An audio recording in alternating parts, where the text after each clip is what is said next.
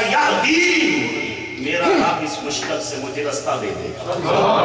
اب ایک لطیف نکتہ ہے قبلہ شاہ صاحب، ایک مطابقت ہے اس واقعہ میں اور یہ غار ثور کے واقعہ میں۔ لاکھوں کے حواری ہیں، صحابہ ہیں۔ حضرت موسیٰ علیہ السلام نے کسی ایک صحابی کو بھی یہ نہیں کہا کہ جو خدا کے ساتھ معیت مجھے حاصل ہے وہ تجھے بھی حاصل ہے۔ ان لاکھوں کے مجمع میں ایک شخص بھی اس قابل، اس کا امام اس درجے کا نہ تھا کہ حضرت موسیٰ کہتے ہیں کہ جو معیت خاصہ رب سے اس وقت مجھے حاصل ہے وہ تجھے بھی حاصل ہے۔ واحد کا صیغہ استعمال کیا، فرمایا کرنا ہرگز نہیں، اِنَّا مَعِيَ رَبِّي، میرا رب میرے ساتھ ہے، میرے ساتھ ہے۔ مگر جب غار ثور میں ابو بکر صدیق حضور کے بارے میں گھبرائے تو حضور نے یہ نہیں فرمایا ابو بکر رب میرے ساتھ ہے، مصطفیٰ نے تسمیہ کا صیغہ استعمال کیا کہ اِنَّ اللَّهَ مَعَنَا، ابو بکر رب میرے ساتھ بھی ہے، رب تیرے ساتھ بھی ہے۔ تو گویا فرمایا کہ اس وقت غار ثور میں، اس تاریکی میں خدا کے ساتھ جو معیت خاصہ مجھے مصطفیٰ کو حاصل ہے، وہ معیت خاصہ ابو بکر تجھے بھی حاصل ہے۔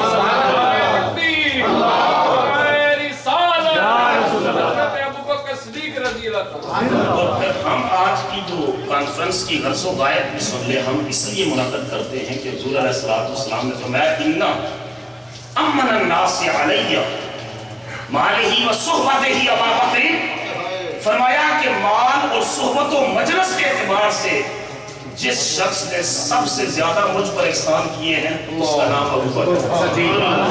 اور پھر دوسری مجلس میں حضور نے فرمایا جس نے بھی مجھ پر کوئی احسان کیا میں نے اس کے احسان کا بدلہ چکا دیا، مگر ابو بکر صدیق نے مجھ پر اتنے احسانات کیے کہ اس کے احسانوں کا بدلہ خدا کی بارگاہ میں جا کر چکاؤں گا۔ جس کو حضور اپنا محسن کہہ رہے ہیں بتاؤ وہ حضور کی امت کا محسن ہے کہ نہیں؟ جس کو حضور فرما رہے ہیں کہ یہ میرا محسن ہے، وہ کئی درجے پڑھ کر امت مصطفیٰ کا محسن ہے۔ اور پھر حضور نے فرمایا لو كنت متخذا خلیلا غیر ربی لاتخذت ابا بکر ولکن اخوۃ الاسلام ومودتہ، فرمایا اگر رب کے سوا میں کسی کو خلیل بناتا تو ابو بکر کو بناتا، مگر خلیل میرا رب ہے، ابو بکر سے مودت اور اسلام کی اخوت کا رشتہ۔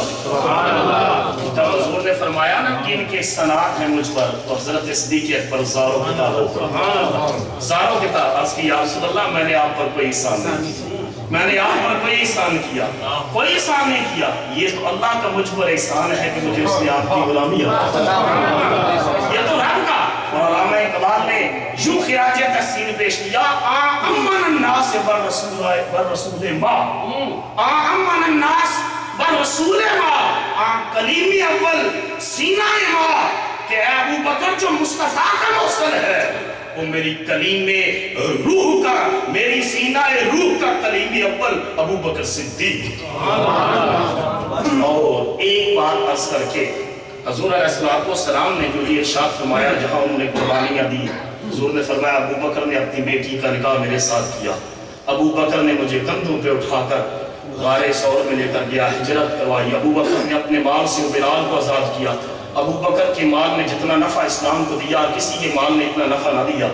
ساتھ حضور نے فرمایا من سرہ ان ینظر الی عتیق من النار فلینظر الی ابا بکر، جس شخص کو جس کا دل اس بات کے پر لگے اور جس کو یہ سن کر خوشی ہو کہ کوئی کسی دوزخ سے آزاد کیے ہوئے شخص کو دیکھنا چاہے گا وہ میرے ابو بکر کو دیکھنا چاہے گا۔ مشکات شریف کی حدیث پاک عرض کر کے ختم کرتا ہوں۔ چاندنی رات ہے، ستاروں بری، حضور علیہ السلام اور ام المومنین حضرت سیدہ عائشہ صدیقہ رضی اللہ تعالی عنہ تشریف فرما۔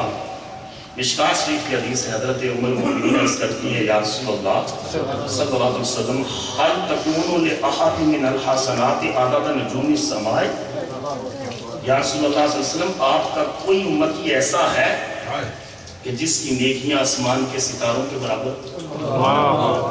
سوال کی نیچر پر غور کرنا حضرت عائشہ صدیقہ رضی اللہ تعالی عنہا کا عقیدہ تھا کہ جس نبی سے میں سوال کر رہی ہوں یہ نبی آسمان کے ستاروں کی تعداد کو بھی جانتا ہے، امت کی نیکیوں کی تعداد کو بھی جانتا ہے۔ سبحان اللہ، سبحان اللہ۔ عرض کی آقا کوئی ایسا امتی ہے کہ جس کی نیکیاں آسمان کے ستاروں کے برابر؟ قال نعم، حضور نے فرمایا ہاں ایسا امتی ہے۔ گویا ایک نگاہ اوپر اٹھی کہ آسمان کے ستاروں کی تعداد کو گر لیا۔ آج سائنس آف ایسٹرانومی، علم الفلکیات کو پتہ نہ چل سکا جو نگاہ مصطفیٰ کو پتہ چل سکا، اور ایک نگاہ سے امت کے لوگوں کی اعمال اور نیکیوں کو پرکھ لیا۔ فرمایا نعم، ہاں ایک ایسا امتی ہے۔ تجسس بڑا وہ کون ہے؟ فرمایا نعم عمر۔ فرمایا میرے جس غلام کی نیکیاں آسمان کے ستاروں کے برابر ہے اس کا نام ہے عمر فاروق۔ حضرت عائشہ صدیقہ خوش ہوئی، لیکن ان کو جو سوال کا جواب متوقع تھا وہ جواب کوئی اور متوقع تھا۔ آگے الفاظ آتے ہیں، عرض کیا فَأَيْمَا حَسَنَاتُ أَبِي بَكْرٍ، یا رسول اللہ مجھے عمر کی نیکیوں سے حسد نہیں ہے، مجھے عمر کی نیکیوں سے بغض نہیں ہے، مجھے عمر کی نیکیوں سے بغل نہیں ہے، لیکن عمر فاروق کی اتنی نیکیاں ہیں آسمان کے ستاروں کے برابر، تو میرے باپ ابو بکر صدیق کی نیکیاں کدھر گئی؟ فرمایا عائشہ اپنے سوال کی نیچر پر غور کر۔ سبحان اللہ، سبحان اللہ۔ جواب آیا ہے answer is given according to the nature of question۔ جواب آیا ہے سوال کے مطابق کہ کوئی ایسا ہے کہ جس کی نیکیاں آسمان کے ستاروں کے برابر ہو۔ اب تیرا یہ سوال کرنا کہ میرے باپ کی نیکیاں تو سن عمر حسنات من حسنات ابی بکر، فرمایا عمر کی زندگی بھر کی نیکیاں، عمر کے سجدے، عمر کی تہجدیں، عمر کے جہاد، عمر کی زکاتیں، عمر کے تہجدیں، عمر کی شبیداریاں، عمر کے ذکر، عمر کی تسبیحیں، عمر کی تحلیلیں، عمر کا خدا سے ربط و تعلق، زندگی بھر کی نیکیاں ملا دی جائیں تو ابو بکر کی نیکیوں میں فقط ایک نیکی بنتی ہے۔ سبحان اللہ، اور علماء کہتے ہیں وہ نیکی غار ثور والی۔ اس لیے اقبال نے کہا ادائے دید سراپا نیاز تھی تیری، ادائے دید سراپا نیاز تھی تیری، کسی کو دیکھتے رہنا یہ نماز تھی تیری، ازاں ازل سے تیرے عشق کا ترانہ بنی، ازاں ازل سے تیرے عشق کا ترانہ بنی، نماز اس کے نظارے کا ایک بہت